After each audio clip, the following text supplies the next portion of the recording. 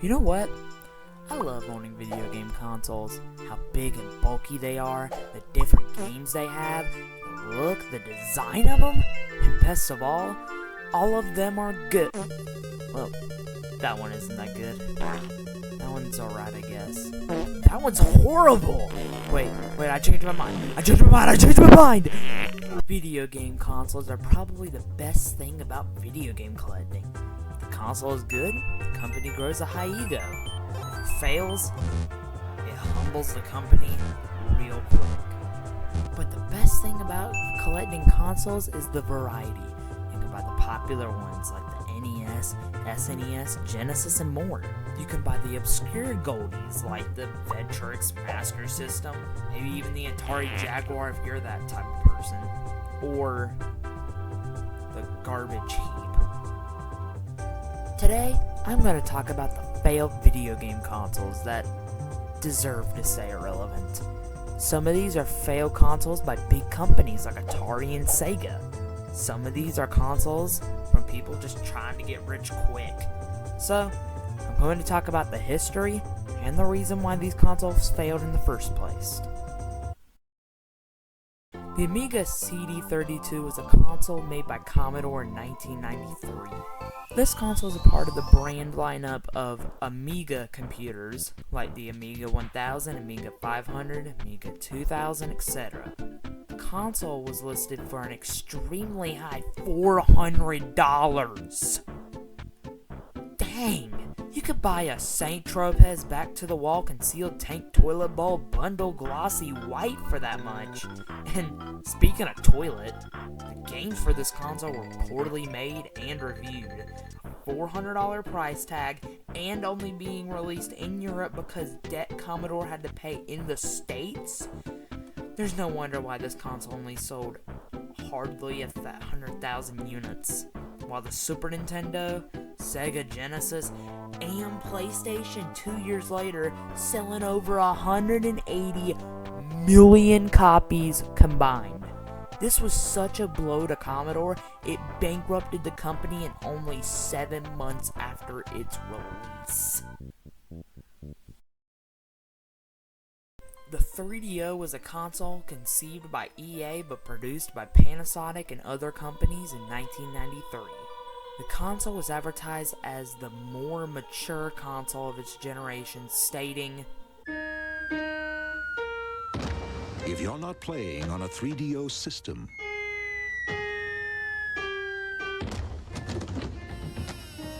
what are you playing with?" Presenting 3DO, the most advanced home gaming system in the universe. It's time to put away your toys.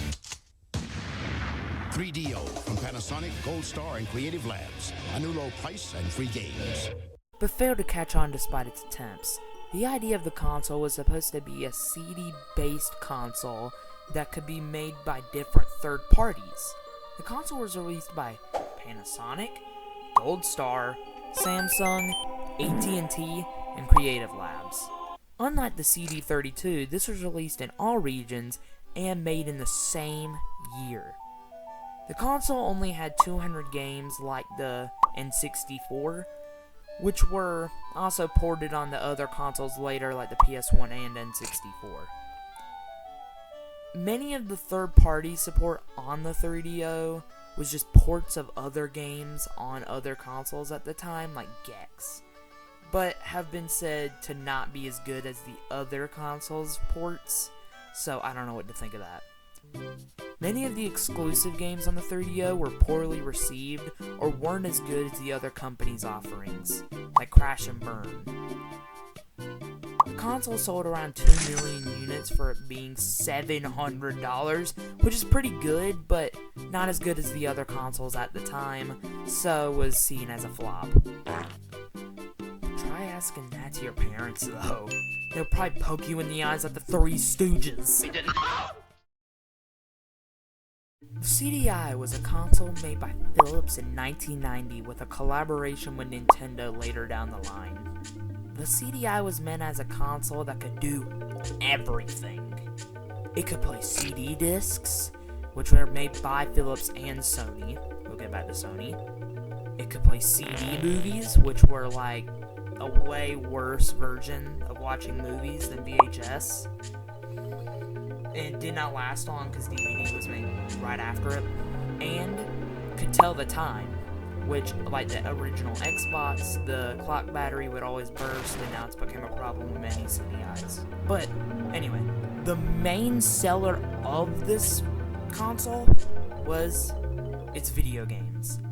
Many of the games were children's games like Sticky Bear Reading, and some of the most notorious Nintendo licensed games that became the pinnacle of early to mid-2000s YTP. These games were made after Nintendo partnered with Sony to make a CD add-on to the Super Nintendo, because apparently they wanted to fail like Sega, I guess.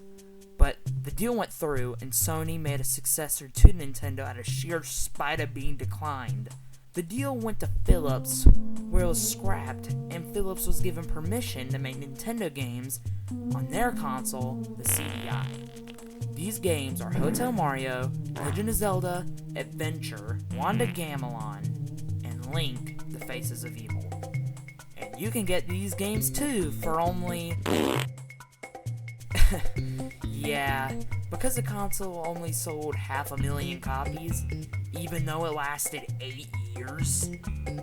And while I couldn't find how many copies the Legend of Zelda and Mario games sold, I can imagine they sold less than 100,000 units. Atari, one of the biggest names in video games for the longest time. Many people associate the name with their model, the 2600, but they also had other consoles that, well, failed. The Atari 7800 and 5200 were poor successors to the 2600. Most of their consoles were numbered in the thousands most of the time, but then in the 90s they decided to name it after cat breeds, like the Lynx, their portable handheld.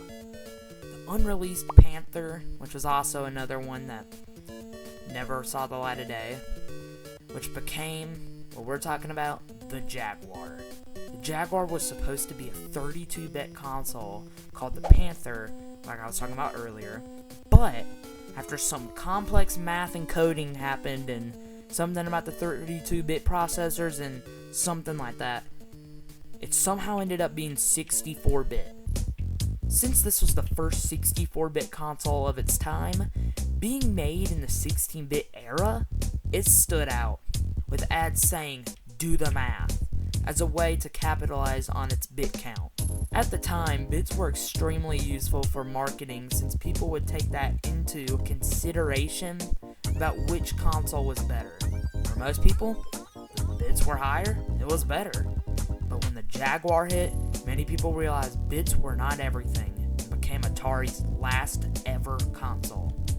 While they made new versions of the 2600 in recent times after being bought out, the last original console was the Jaguar, selling less than 150,000 units with a price tag of $250 in the States. After lackluster sales, they decided to try and revive the console by adding a CD add-on called the Jaguar CD. Since the console was cartridge-based, they assumed this added CD option would help people buy a Jaguar for added games. Well, this idea obviously failed, and the CD was notorious for errors for no reason. I want to make sure there's nothing wrong with the console itself first, just to rule it out.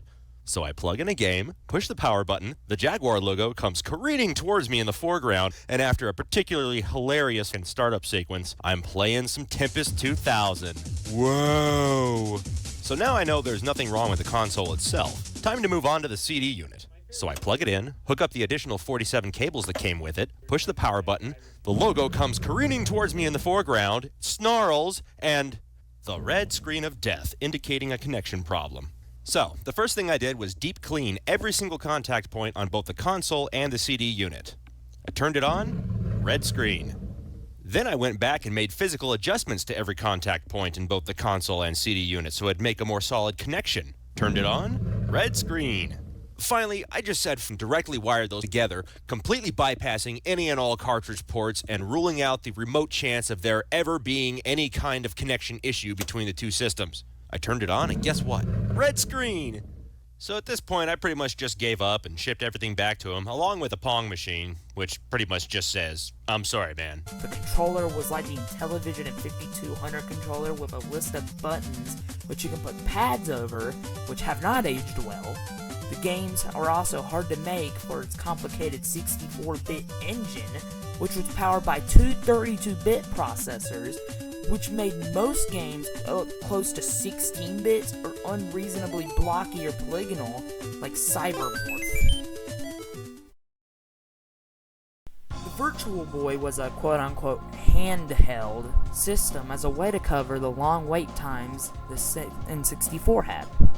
It was intended as a Game Boy in VR that had a code name of VR32 for its 32-bit graphics. It was intended as a successor to the Game Boy lineup, but quickly changed after budget cuts were made in favor of a faster deadline. The games were in red and black, which caused eye strain in a quick amount of time, and seizures if you were epileptic because of its fast flashing effect to project to your eyes in a VR style. It only had 22 games, which were bad. All of them. Well, a couple of them were good, but many of them were just not virtual reality looking like the console intended, so they weren't good for the console. But most of the games did go on Game Boy or the Nintendo 64 after the console into production a year later. And it became Nintendo's worst selling product ever. And while these consoles flopped because they were bad, many consoles flopped because of poor timing. Most people at the time wanted to buy a video game console and wouldn't buy a new one unless theirs broke or a new one had better things to offer. It's not like people are just gonna... They made a new one? Or at least, I hope not.